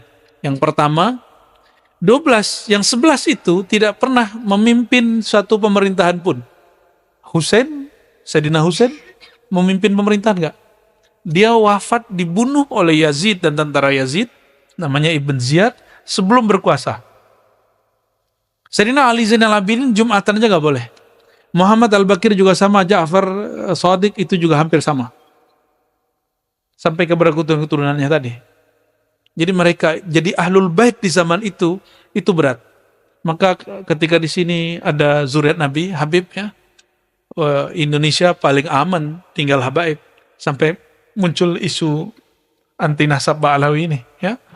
Kita nggak ikut-ikutan, ya, kita nggak komentar juga. Kalau pernah ada komentar saya sudah tutup ya. Kita nggak mau ikut-ikutan konflik karena itu bagian dari merusak ukhuwah Islamiyah ya. Jika membahas nasab merusak ukhuwah Islamiyah, kita nggak usah bahas. Baik. Lalu siapa yang disebut 12 imam ini? Jadi seakan-akan Imam Abu Daud ingin mengatakan begini, wahai Tuan pembaca, Tuan yang membaca hadis ini, 12 imam itu bukan imam yang dimaksud oleh Syiah. Ya. Masih ingat kisah Bani Israel ketika Sayyidina Musa kemudian membawa 12 perwakilan yang disebut Nuqaba. Ya. Disebut apa? Nuqaba. Maka jika kita merujuk ke sana, Nuqaba ini bisa berarti hidup di zaman yang sama. Bisa juga tidak. Nah, tapi poin paling penting dari kata ini, hadis ini adalah seakan-akan Imam Abu Daud ingin mengatakan bukan 12 imam versi Syiah itu. Oke, ini penjelasannya masih agak panjang, tapi kita cut aja ya. Sudah asar belum? Belum? Belum mau atau 1 menit lagi? Oh, bentar lagi berarti.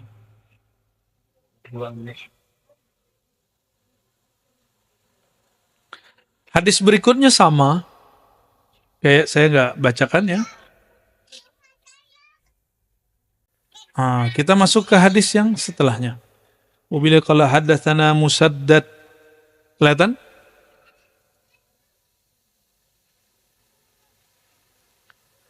Disampaikan oleh guru kami Musaddad. Musaddad ini namanya lucu, Musaddad bin Musarhad. Ya, Musaddad bin Musarhad begitu namanya, sampai ada candaan ahli hadis. Nama Musaddad kalau dibaca bin Musarhad, bin, dan itu semuanya bikin pusing orang Arab. Kata orang Arab, itu kalau ada yang kesurupan langsung sembuh. Jadi ahli hadis itu suka nyandain sesama ahli hadis. Dia ini ya. An Umar bin Ubaid haddatsahum ha ini berarti gurunya ada 2 atau lebih dari 2 ya. Sana qala hadatsana Muhammad al-Ala qala hadatsana Abu Bakar yakni bin Ayyash wa sana Musaddad. Kembali ke Musaddad.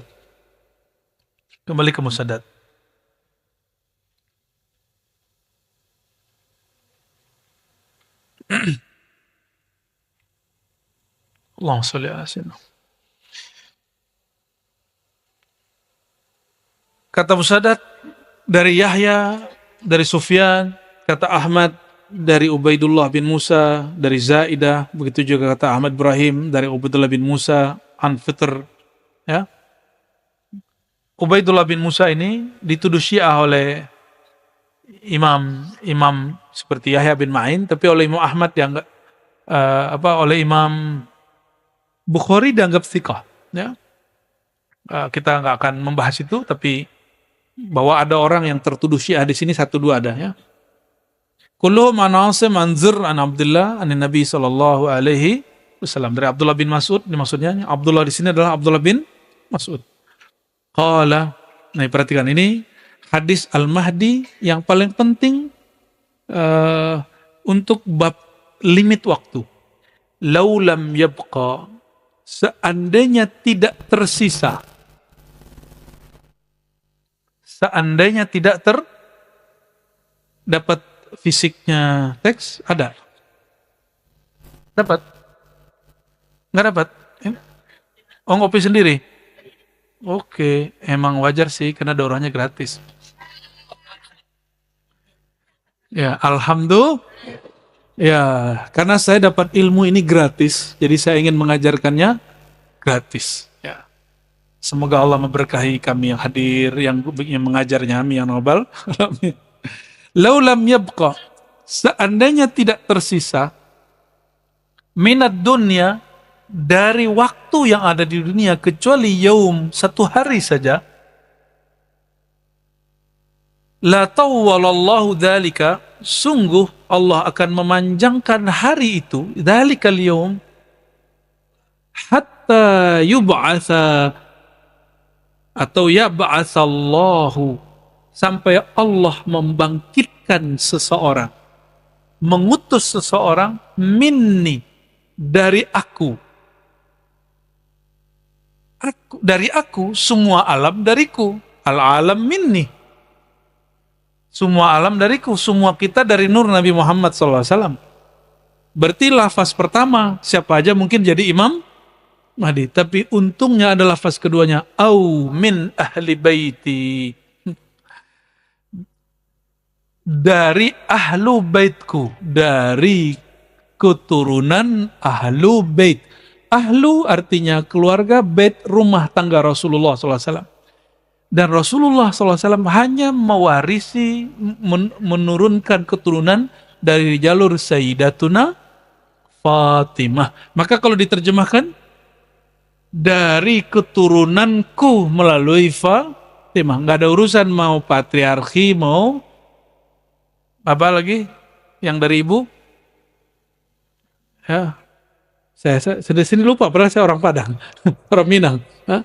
Matrilineal, Allahumma salli ala Sayyidina Muhammad. Ya, yuwati'u. Nah, di sini maka ada dua ahlu bait. Ada ahlu bait nuraniyah, ada ahlu bait nasabiyah.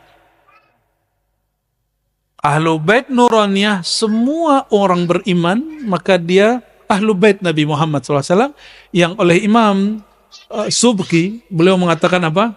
Kalau kita baca Allahumma sholli ala sayyidina Muhammad wa ala ali Muhammad, maka semua orang beriman dapat. Karena keluarga Muhammad, kata Imam Subki, kullu mu'min, kullu muslim. Setiap mukmin. Coba perhatikan, istri Nabi dipanggil Ummul Mu'minin, ibu orang beriman. Bapaknya siapa? Abul Mu'minin Sayyidina Muhammad SAW. Itu makna ayat, makana Rasulullah SAW aba ahadin min rijalikum. Rasulullah SAW bukan bapak seseorang saja, tapi bapak rohani semua. Bapak semua rohani. Ya, maka kita ada salawat, kita sebut salawat Abu Ruh. Abu Ruh, ya. Allahumma shalli ala sayyidina Muhammad Abir Ruh. Ya, salatu wassalamu alaika ya Aba Ruh. Ya. Yuwati'u, berkesesuaian, ismuhu ismi. Isim dia, nama dia dengan isimku, namaku sama.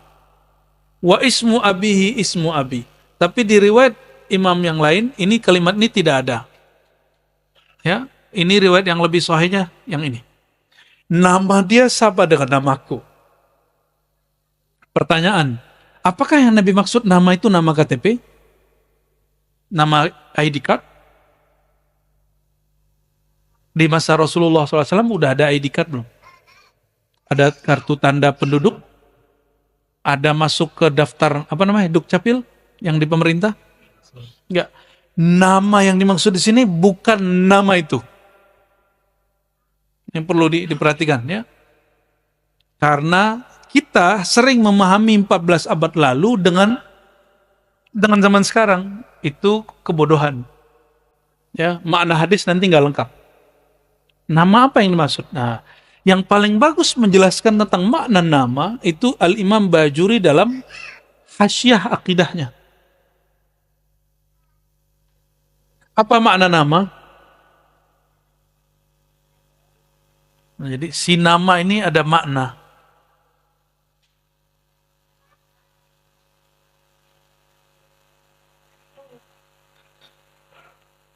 ismi, namaku. Dari kata ism, bismillah, dengan nama Allah. Ism dalam bahasa Arab itu ada dari kata sumu.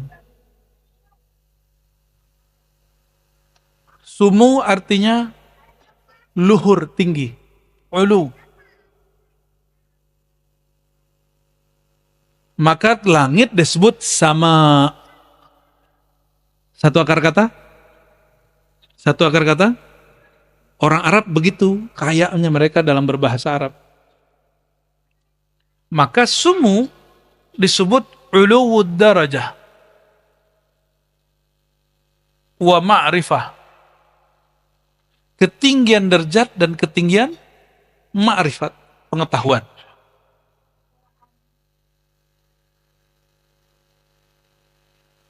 Berarti Imam Mahdi doktor dong.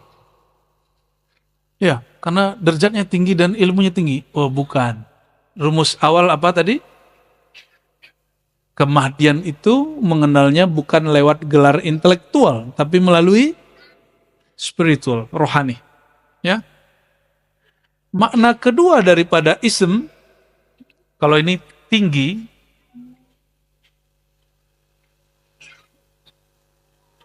yang kedua makna daripada ism adalah alam. Ya. Bahasa Arabnya wasm. Jadi ulama itu mereka bingung, ism kata bismi itu dari sumu atau dari wasam. Apa makna wasam? Ada di bahasa lokal nggak? Wasam. Asam adanya. Wasam berarti alam. Apa arti alam? Tanda. Apa arti alam? Tanda. Jadi kalau kita terjemahin, ismuhu ismi. Nama ia adalah namaku. Ketinggian derajat dan ma'rifatnya dan tanda-tanda yang ada padaku juga ada pada dia. Yang ada pada dia ada padaku. Masalahnya ini setelah dia memproklamirkan dirinya atau belum? Itu masalahnya. Nah, disinilah mentok ahli hadis. Ahli hadis tidak mampu membedakan ini hanya sebatas ini sahih tidak sahih. Bukan tugas ahli hadis mengerti maknanya. Tugas mengerti maknanya ahlul ihsan, ahli rohani. Ya, ini derajat. Derajat apa yang tinggi di situ? Derajat rohani. Tanda apa di situ? Ini tanda ahli hadis masih kurang connect. Nanti di beberapa hadis sebelum selesai, di situ disebutkan Al-Mahdi, ya, itu aqnal unuf, hidungnya mancung, ya, abhal jubha, jidatnya lebar. Sempat-sempatnya Imam Abu Daud meriwayatkan hadis itu. Tanda ahli hadis mereka terbawa dengan nuansa ism, bahwa tanda-tanda yang dimaksud tanda-tanda fisik. Oke, kita ambil hadis itu. Hidung yang mancung itu pertanda apa? Orang hidung mancung itu keturunan Sunda, Jawa, apa keturunan Arab? Nah, boleh juga lah kita ambil ya. Tapi apakah semua yang hidung mancung?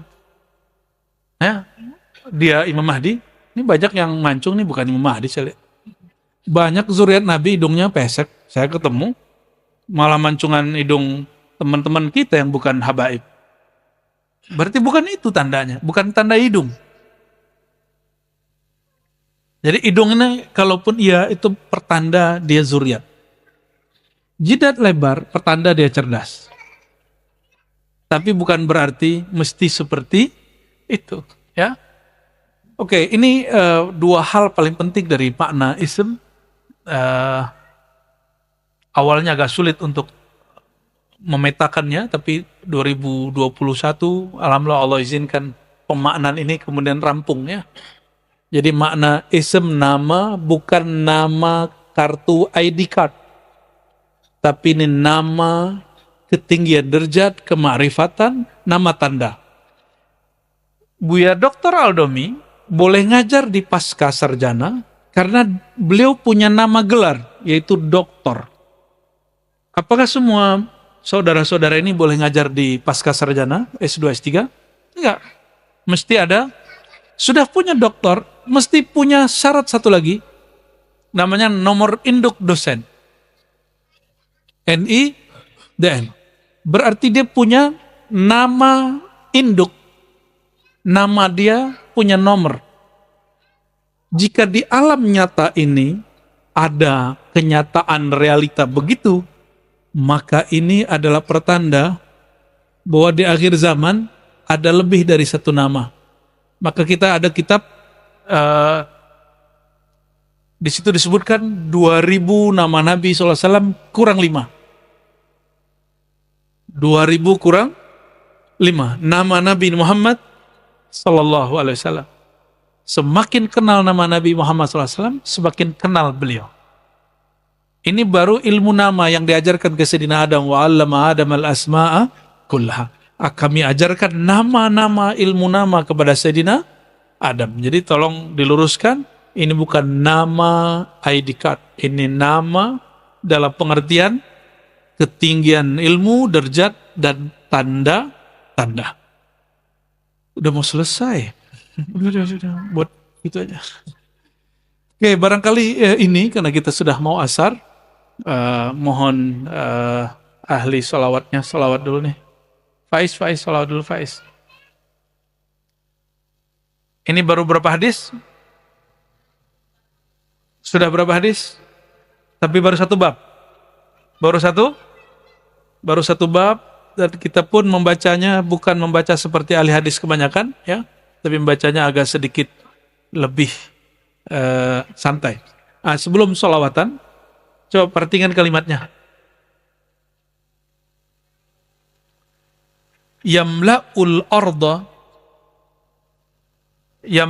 arda, Al-Mahdi itu akan memenuhi bumi dengan qistan wa adlan, keadilan. Kama, ini menjadi limit kemunculan Al-Mahdi. Jadi kalau orang bertanya, kapan muncul Al-Mahdi? Kita nggak berani memberikan tanggal, kecuali itu perkiraan. Jadi kalaupun ada penanggalan, itu hanya perkiraan. Kama muliat, sebagaimana dipenuhi bumi zulman wa jawra, kezaliman. Jadi kalau mau dijawab, kapan Imam Mahdi muncul? Apabila kezaliman memuncak di semua tempat. Sekarang kan belum zalim-zalim amat lah. Ya. Masih bisa makan tuh? Masih boleh makan? Masih bisa tidur beberapa jam setiap hari? Masih dapat hak hari-harian? Masih. Berarti ini belum. Ya. Tapi tenang dulu, kan ini zaman bisa berubah. Kezaliman yang paling dahsyat selama sepanjang tahun ini, sepanjang abad ini, itulah kemarin pandemi. Kita nggak tahu ke depannya apa lagi.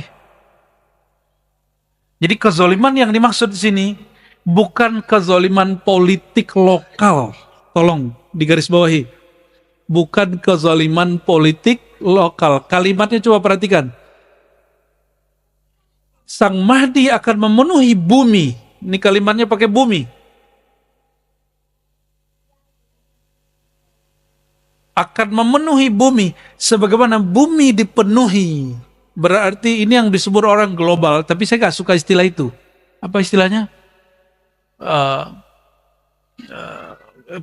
Pemerintahan global gitu. Saya gak suka istilah itu. Kita gunakan istilah baginda Nabi Muhammad SAW.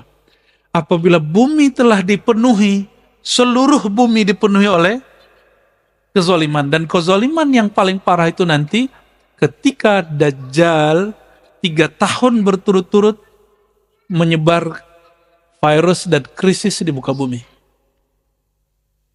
Maka nanti tidak ada hujan, orang kelaparan di mana-mana. Jadi itu kezaliman global kalau boleh disebut. Bukan kezaliman Soeharto, SBY dan Jokowi, bukan ya. Ini masih gagal fokus ini. Hadis-hadisnya dibawain ke bab politik. Kalau di Malaysia kezaliman Anwar Ibrahim gitu enggak ada urusan. Ini enggak ada urusan begitu. Kezaliman Salman, Raja Salman dan MBS, Muhammad bin Salman, ya salam ya akhi, bukan itu. Ini kezaliman munculnya dari orang yang paling zalim, yaitu Dajjal. Bukan kezaliman politik lokal. Ini kalau orang nggak ngerti bab kolbu, dia akan maksain, enggak, ini zamannya nih.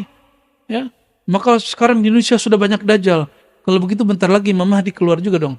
Ya, gampang bener. Ya, seharusnya dari kemarin tuh 2020 seharusnya keluar udah. Ya. Oke, ini kalimat paling penting di hadis ini. La tazhab aw la tanqadi dunya hatta yamlikal Arab rajulun min ahli baiti wa artinya sama berdasarkan hadis ini, dan hadis ini hasan. Ya, hadis ini apa? Jadi ada sahih, hasan, dhaif, dan dia di tengah-tengah. Dia di tengah-tengah. Oke, saya tanya lagi. Ini kezaliman lokal, nasional, atau global? Maka pelaku kezalimannya itu politik partisan atau politik global. Global. Ya, jadi jangan terjebak dan dimainkan perasaannya oleh perbedaan antara partai politik yang ada di dalam negeri. Paham? Jadi kita nggak usah kemudian tengkar sama partai yang beda-beda. Udah biarin aja, jalan. Ini nikmat dari Allah Subhanahu wa Ta'ala. Gimana? Sudah mulai capek? Sudah mulai lelah hayati? Saya yang lelah. Baik, karena kita mau sholat ya, silakan siap-siap. Syukur-syukur masih wudhu, langsung ke ini sholatnya nanti diatur gimananya oleh panitia. Kita minta sholawat pendek sekitar 3 menit. Fadal Faiz. Assalamualaikum warahmatullahi wabarakatuh.